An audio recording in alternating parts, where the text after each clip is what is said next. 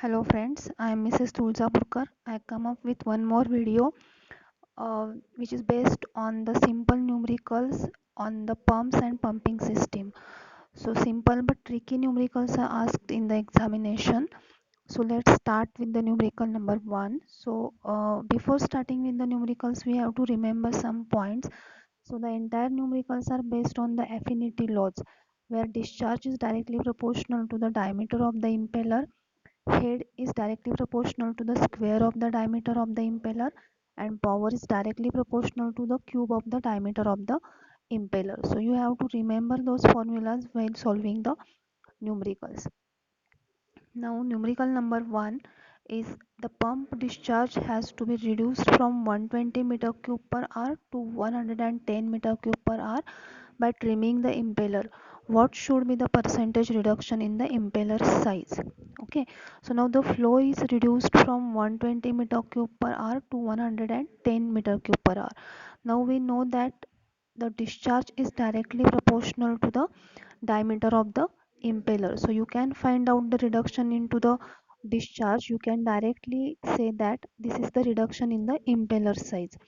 So here I am calculating that for 120 meter cube hour, if I reduce discharge to 110 meter cube per hour, means how much percentage discharge is there for 100 meter cube per hour.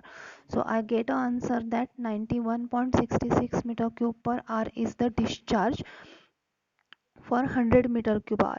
So now what is asked in the numerical, it is asked in the numerical is what is the reduction in the impeller size. So the discharge is reduced from 100 meter cube per hour to 91.66 meter cube hour, means there is a reduction of 8.33%. Now as we are saying that discharge is directly proportional to the diameter is reduced to 8.33%. Now another question is a pump with 230 mm diameter impeller is delivered a flow of 150 meter cube per hour. If the flow is to be reduced to 110 meter cube per hour by trimming the impeller, what should be the appropriate impeller size? So this is a straightforward numerical. Now we know that the discharge is directly proportional to the diameter of the impeller. We can directly substitute the values in the formula and find out the diameter of the impeller. Now the another question is a pump is delivering a flow of 200 meter cube per hour. If the impeller diameter is trimmed by 10%, the new flow will be. Now again we have to use the same formula that discharge is directly proportional to the diameter. Now here I am considering the initial diameter as 100 mm. So the reduced diameter by 10% is 90 mm. So I am directly substituting those values in the formula to find out the new flow rate. So now new flow is 180 meter cube per hour. Now the shaft power of the motor driving a pump is 20 kilowatt. The motor efficiency is zero point 0.9 and the pump efficiency is 0.55 at that operating load. The power transmitted to the water is. So now if you see this diagram, the motor is daily output of the motor is given to the pump, and uh, so input of the pump is nothing but output of the motor.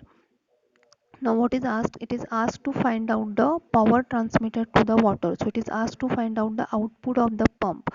Now if you see the numerical carefully, the output of the motor is given as 20 kilowatt and not the input of the motor.